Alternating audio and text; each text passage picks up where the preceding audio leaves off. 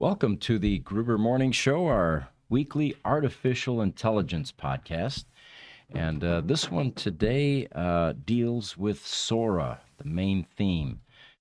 Sora is a video AI capability that created by OpenAI. And there will, of course, be many more AI functions that will be replicating this kind of capability. But Sora essentially significantly lowers the barriers to entry for video creation. It allows more people to produce content without traditional resources like high end cameras or large crews or on location shooting, even. And of course, this could lead to a surge in independent filmmaking and personalized content. The image behind me, I asked AI to generate its interpretation of Sora for me. And as often is the case, it took me dozens of tries before I got this. And so if you see the robot looking image behind me, that would be AI's interpretation of what Sora does in an AI or in a video creation function. So will there be job disruption? Oh, absolutely. Job displacement, they call it as well, in roles such as storyboard artists, not going to need those anymore, VFX artists, and even some acting positions for extras. Remember, AI can generate realistic human-looking extras in any kind of a setting, whether it's static images or now with Sora in videos or in movies. And as Sora generates scenes, backgrounds, and even simple character interactions from text prompts, it might also create new job categories. Now, this is where we should all be paying attention, such as AI prompt engineers or AI content supervisors. In other words, instead of script writers doing the creative work, they would actually then transition to creating prompts that then let AI run loose and create something. The cost and efficiency factors are enormous because this technology can drastically reduce production costs, time, potentially enabling smaller teams or individuals to produce Hollywood-level visuals. Obertowski's joining us. Thank you. Hello. How are you doing? So this would lead to a shift where production focuses more on post-prompt editing, sound design, and narrative coherence rather than on-set filming, which is, of course, the way it's traditionally been done and which is where the majority of expense is. Now, there are some downsides. It's not a perfect science yet. They say while Sora can generate impressive visuals, it currently struggles with maintaining consistent characters and coherent narratives over longer segments. This means that human creativity remains essential for storytelling, particularly in a complex narrative or character development. Major studios, they're not going away immediately.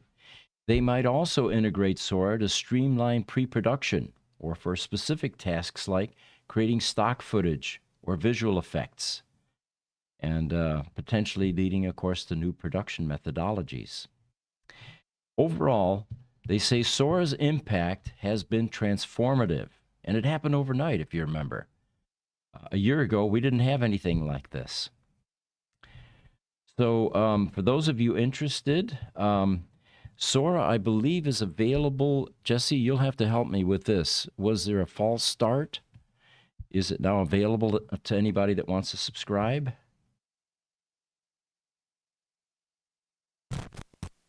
Yes, you just go to Sora.com. Sora.com. There you have it. All right. Got some images here for you. There's a company up in the Bay Area that is actually actively promoting their technology. The company's called Artisan. And this billboard, I think, says it all. Artisans won't complain about work-life balance. And if you notice, there's what appears to be a homeless person down below the billboard. And there are many other billboards like this. Let's go through some of them and see what they've been posting. Here's another one. Artisans won't come to work hungover. The era of AI employees is here. All right. Let's see what else they've been posting. And these are all over San Francisco, apparently. Oh, here's a strong one. Stop hiring humans. Interview Ava, the AI BDR. I'm not sure what BDR stands for. Anybody here know? I should have looked that up before the podcast. My apologies. But there's a phone number if you're interested in Artisan, and of course a website. Business Development Representative. Thank you, Cass. Yeah. BDR. Sounds like it could be a new acronym. Now here's the big billboard. Check this one out. Pretty strong statements. And you know, this has to be disconcerting to the humans that are viewing this while driving to work on the freeway. The eyes are terrifying. On that billboard? Yeah, it's just terrifying. Yeah, let's put that back up and see what's got cast wigged out here. They're glowing, yes. This used to be the alien look in the last century in the first generation alien movies. The eyes were usually glowing in some way, especially with red lasers. All right. So there you have it. In San Francisco, it looks like there are going to be other companies cropping up like this that are going to boldly go where no one has gone before and say, stop hiring humans, and probably point out all the human weaknesses, bathroom breaks, lunch breaks, vacations, salary requirements, hungover Monday mornings, for example, work-life balance demands. And then, of course, not being able to work 24/7. Which the machines are certainly capable of doing. Now, there was got another image for you here, and there are casualties in the AI space from time to time. This one is a AI robot companion called Moxie, which was designed to help teach social skills to children. It's being discontinued. The company lost funding. A lot of these startups are dependent on investment capital. And so the people that bought this for their kids spent $800 for this AI robot, and now the company is shutting down, and children are having to say goodbye.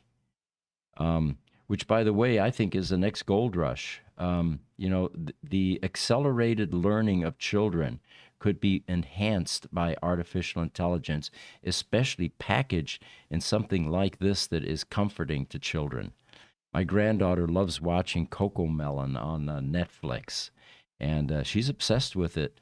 And watching it, it definitely resonates with the toddlers. She's 2 years old now. AI can certainly cater to that market as well. All right, so photographers, let's talk about that for a moment. While most people are debating whether AI will replace photographers, it won't replace those that embrace it. And here's some of the reasons. The areas where replacement is unavoidable is no physical studio is going to be needed for photographers in the future. We have AI. The studio settings can replicate various types of backgrounds. It's what we do with our green screen.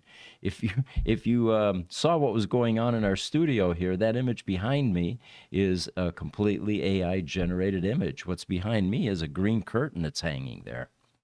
The same thing that your local news station uses when they do the weather. And it's always hilarious when one of the studio people or the talking heads is wearing green, because it's going to show up as something invisible, like this little green swatch that I carry around just to prove that we operate with green screen. So another thing that won't be required, no expensive camera gear. Nothing to hold you back anymore. With AI, you can actually ask it to dial in certain types of camera settings, certain types of lenses, and it will replicate anything that you ask it to do. So your equipment budget is going to be much smaller. No geographic limitations. There's a good one. It will work with anyone, anywhere. And all you do is with prompts, dial in the background scenery that you want, whether it's in the Maldives, whether it's on top of the Alps in a, snow-covered peak. You name it, tropical setting, inside, on the fringe or on the outskirts of a volcano. It can do all of that. The potential is just massive for photographers.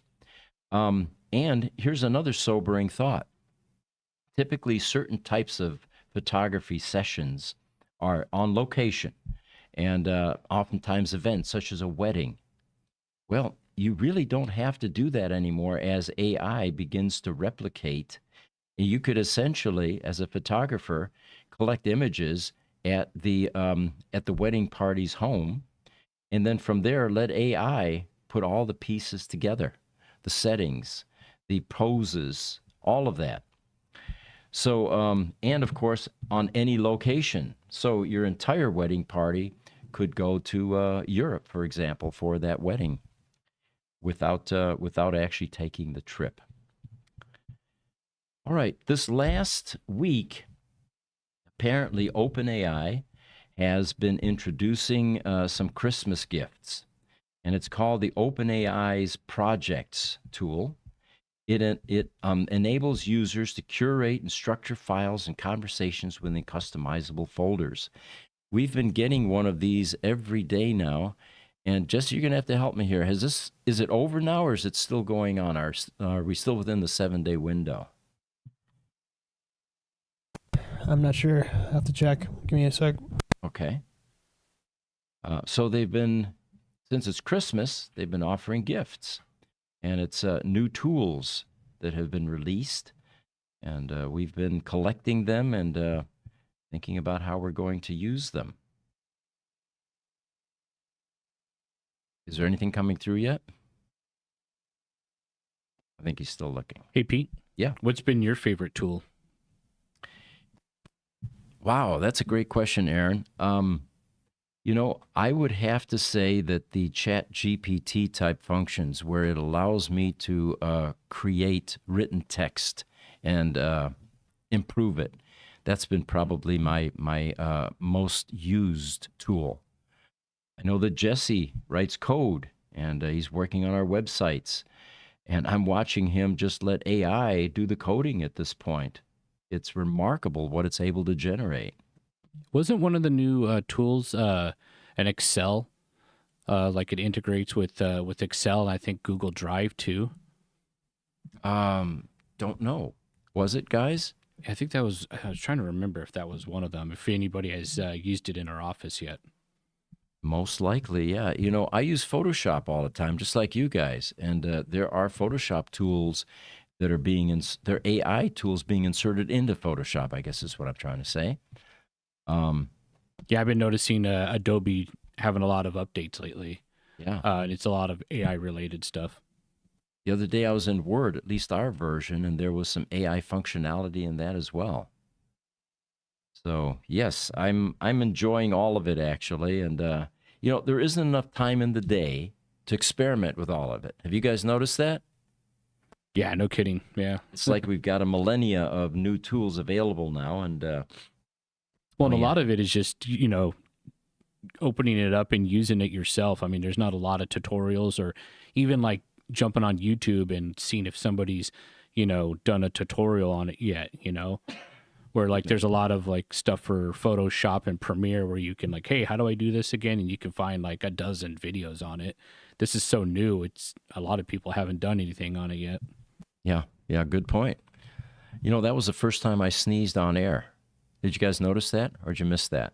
It was a good one. I could not resist. Sometimes you can, stave them off, but in this case, I couldn't. Anything on those 7 gifts yet, Jesse? I don't see anything. I think that's probably done. It's done. Okay. All right. So Meta, Zuck's company, is joining Musk's legal war over OpenAI's for-profit shift. And apparently they're uniting against OpenAI for this profit model.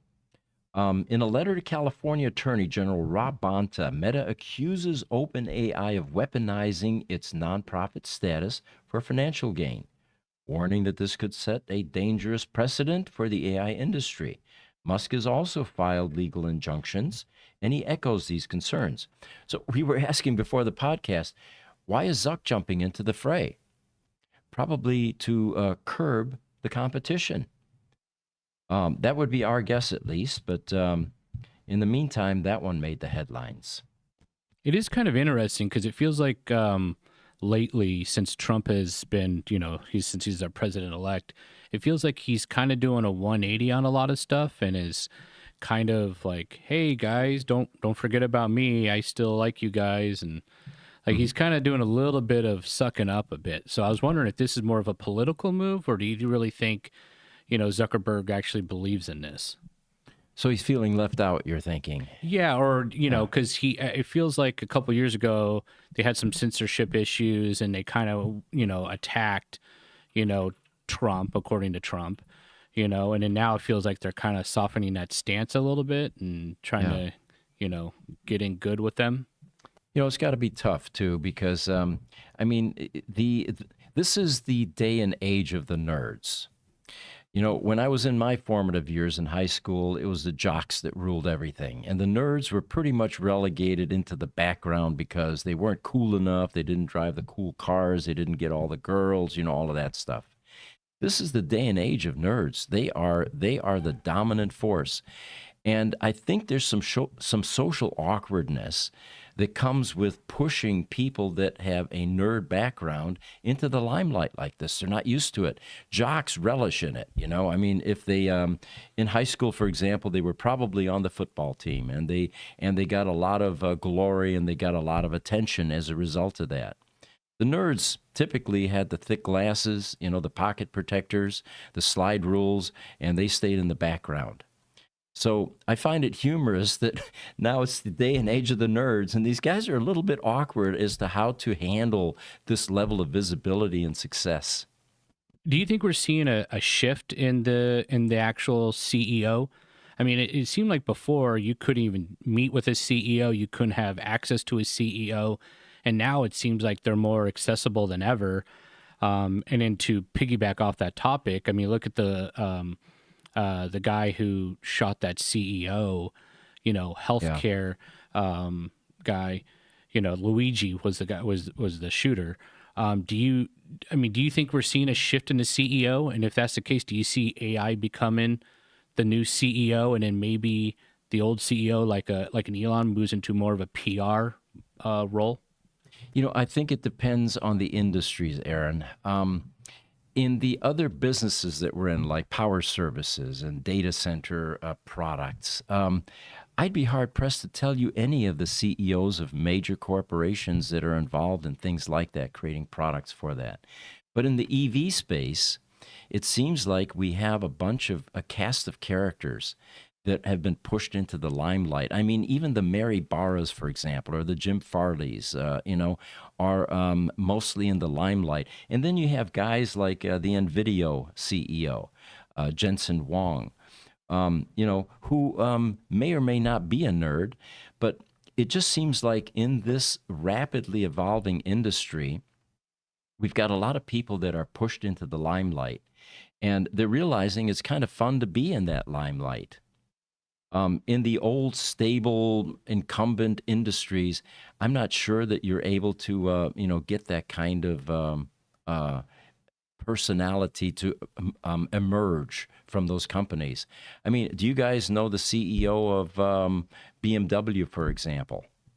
Most people don't, but yet in the EV space, it seems like we all know the notable or the leaders in those fields. Now, let me go another direction. Does a charismatic individual typically make a good CEO? I don't think so. I think that CEOs that are successful, and I'm not talking about Elon Musk now, there are exceptions to this, by the way, are typically people that are good team builders. And they're not interested in the limelight. They're interested in promoting and pushing their people into the limelight. And so I think that, boy, it was a long that was a long answer to your question. Did that answer it in any way? Yeah, the only thing I would maybe ask again would be the AI aspect. Like, do you see AI stepping into more of a traditional, old school CEO role, and then the actual CEO human kind of moving into like a PR president or public figure type role instead of being that old school CEO? Well, short term and long term, I think we're on the cusp of a major change in that the people that we tend to deify and revere in the future are not going to be humans. With AGI, for example, and AI becoming more intelligent than humans and becoming more visible and eventually running companies, we're going to have these avatars. We're going to have these machines that we begin to revere, anthropomorphize to some extent, perhaps. But I think that humans will be relegated to, into the dustbin at some point in time when it comes to that kind of popularity and visibility. Take even pop culture, for example. Right now, you can get a Taylor Swift, who is not exactly an intellectual, but she is one of the most famous people on this planet, for reasons that are really kind of, you have to grasp for reasons, all right? If you like the music, fine, yeah, deify, go for it. But if you're not into that type of music, I'm not sure what value that individual has compared to, somebody from the last century that changed humanity. Einstein, for example, some of the Nobel Prize winners. Elon Musk, for example, with all of the crazy stuff that he does, but ushers in for humanity. And I think in the future, those types of functions are going to be replaced by machines. They will be avatars. They will, maybe they'll look human, maybe they won't. Maybe it'll be necessary for them to look human to be effective to bring in these new things. Again, a long answer to a short question. Jensen Huang, we just mentioned him, right? He unveiled a new NVIDIA chip called Jetson Ai Nano Super. It's an optimized for on-device AI processing in robots. Now, this little chip, and do I have a picture of it here? No, I don't think I brought one with me here. I was supposed to have. Sorry about that, guys. Let me see if this is it. Sometimes my screen, nope, that is not it. All right, never mind. Let's get rid of that one. So his company came out with a chip. It's basically a GPU for robots. And remember, GPUs typically cost $34,000, right? This thing is $249. It boasts 70 trillion operations per second.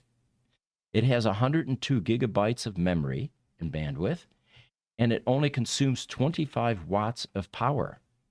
Now, the first thing that hit me here was a human brain is supposed to be 30 watts of power consumption, right?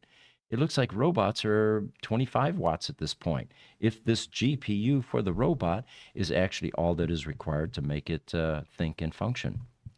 So NVIDIA, again, at the forefront of technology in this case, but what a massive price difference between $34,000 and $250, literally. So if you're interested in that, check that out, NVIDIA, and call the Jetson Ai Nano Super. Instagram, PYGKLB joined us. Thanks for joining us. I worked at AMD, he says, when Jerry Sanders was CEO. He was certainly the face of the company. I recall that as well. I worked for Digital Equipment Corporation for 10 years, and it was Ken Olsen that was the face of the company. But he wasn't one of those people that was out there in the limelight, going to functions and promoting his company. He was back at corporate in the typical garb that a nerd would wear, running, the company and building teams. All right. So here's an interesting one. In China, they are using robots now in law enforcement. And the article reads something like this: if you thought the threat of police robots died with the demise of New York subway bot, you'd be wrong. A new rolling robot has been sent into the field in China. And I'm going to bring up a video for you guys, and we'll take a look at this. Oh, come on. All right, let's try this again. Sorry, folks. I use Photoshop, and it fails me at times. Can social media perhaps bring up this link to the... oh, wait a minute. I got it. All right, never mind. It was mouse movement. All right, I'm going to bring that up on my browser here, and we're going to be able to see this robot and how it functions. And anybody that has any criminal intentions should probably see this as a threat. There we go. Now, this is a Chinese SWAT team. I don't think that the acronym SWAT means the same thing in China. But let me move out of the way here a little bit. So it's basically RoboCop? Yeah, there you go. There's a good analogy. We're used to that in the with Hollywood having created that. Now, what this thing will do, and here, you got to watch carefully here now. It's going to apprehend a threat. Notice that net that it throws out? So let's look at some of the specs on this thing. It comes with the net-throwing guns, tear gas, and can pursue suspects at up to 22 miles an hour. That's pretty damn fast, isn't it? You need to mute that music. It could copyright strike us. Oh, okay. Do that. Just stop the video. Yeah. All right, there we go. Thank you for pointing that out. All right. So, yeah, it is 22 miles an hour. And it's called RotunBot, R-O-T-U-N bot. And it consists of a huge rubber tire that fits around a sphere that's about 2 feet high. They show a bad guy with a bat trying to disable this thing, and it just continued to come at him. Wasn't fazed at all by that bat, and the bat eventually broke. So it's also short for RT-G. It was created by researchers at Zhejiang University on behalf of Shenzhen-based outfit called Logon Technology, L-O-G-O-N. It weighs 275 pounds, 22 miles an hour, and it takes only a few seconds to reach that speed. Doesn't say what the 0 to 60 is. That would probably be interesting. It can cope with dangers such as falling, or being beaten. And it can also, through facial recognition, do enemy identification, tracking, and capture after modular modification. So there you have it. There was something similar to this last year in New York City, and they were using a robot. Got a picture of that one. Let me bring that up for you. And it didn't look quite as menacing as this one. Let's see here. Here we go. All right. So this was in New York City subways, and it was largely unsuccessful. And here's some of the reasons. They call this the K5, fully autonomous security robot, outfitted with 4 cameras, capable of recording video but not audio. The robot could reach a maximum speed of 3 miles per hour. Remember, this other guy went 22 miles in China. This guy's going to go 3 miles an hour, and it can't walk upstairs, which, of course, in a subway tunnel is going to be a huge problem because there are a lot of stairs there. But it was useful in hospitals, warehouses, malls, and other private businesses to patrol and survey the premises. The advantage for this was ability to patrol for long hours without needing rest. The other thing that they liked was that it was operating below minimum wage at $9 per hour. And they also add it needed no bathroom breaks, no meal breaks, working 24/7 patrolling New York subway tunnels. And it reportedly cost the New York City Police Department $12,250 per year to have this guy working the subway tunnels. All right, so there you go. It looks like the robots are going to get into law enforcement again, and the movie RoboCop was probably prophetic rather than just an entertainment movie. All right. Company called Spines, Spines, plans to publish 8,000 books in 2025. Real quick, Pete, if you Yeah. want to go ahead and look at the comments, there's a bunch regarding those robots. Oh, here we go. YouTube. Rainish Kumar says, hello. Yes, I am using AI robot. There you go. We'd love to hear more about that. Captain Hype off X says, looks a bit like a useless ball. One door closed, done, up the staircase, gone. You know, look at some of the movies or the videos that are associated with this Chinese ball robot. And it's pretty impressive. It's going through rough terrain. It's going through commercial buildings. Yeah, definitely sobering. YouTube PYGKLB says it's Rover from The Prisoner. You remember that show? My God, that was when I was in high school. I loved that movie, The Prisoner. It was a British guy that was stuck on an island and couldn't escape. YouTube Sun Turtle Camper, he says, I hate war. Man, I echo that sentiment. It's like the song in the 60s by Edwin Starr. War, what is it good for? Absolutely nothing.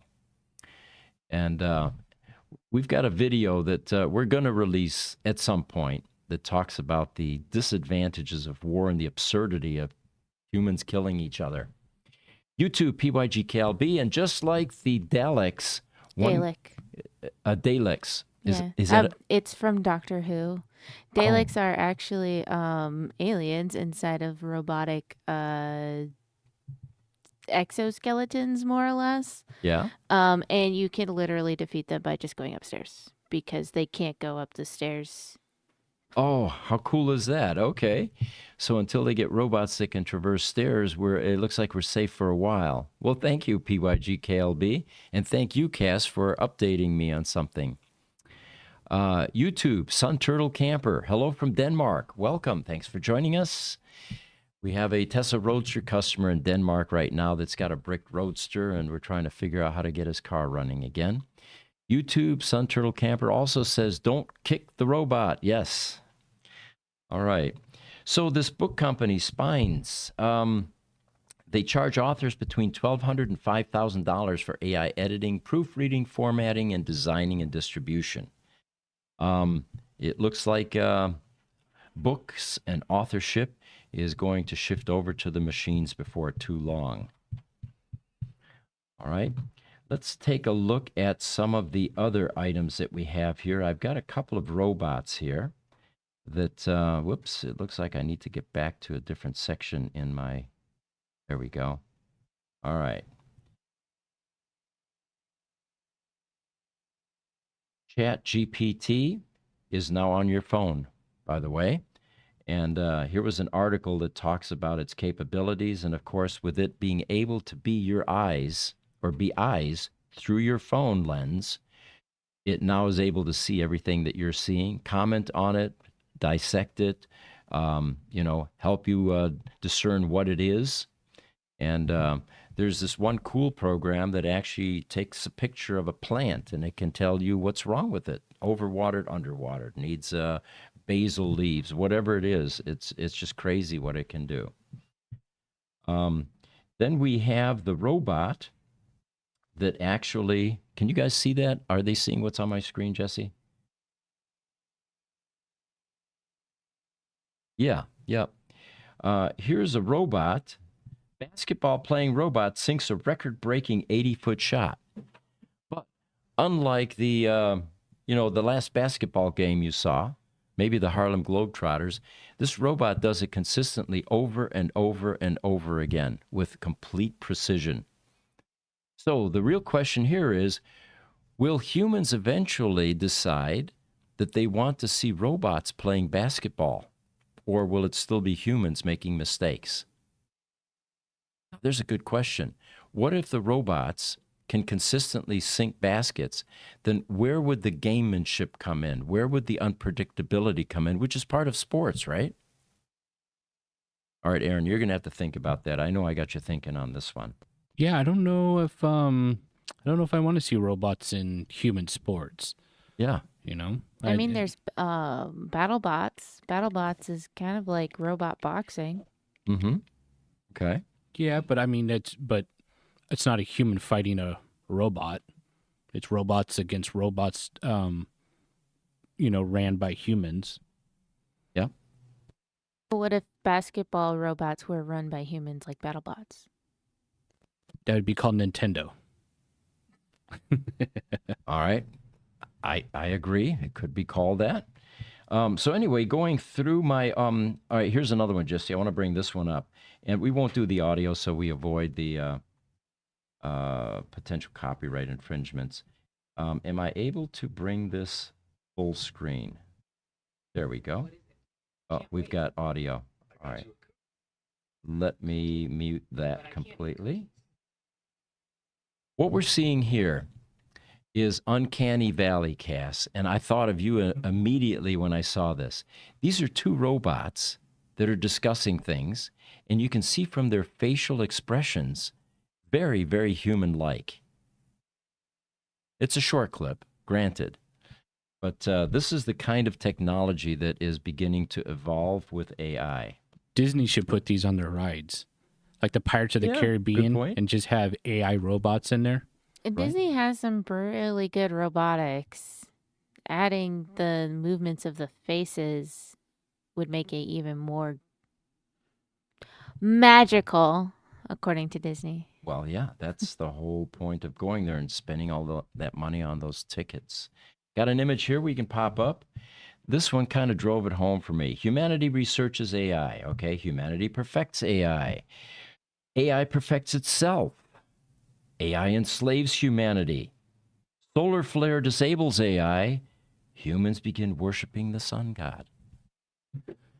Well, there you have it, folks. Thank you for joining us for another AI session. I'm Pete Gruber. We'll see you next week, same time, same channel.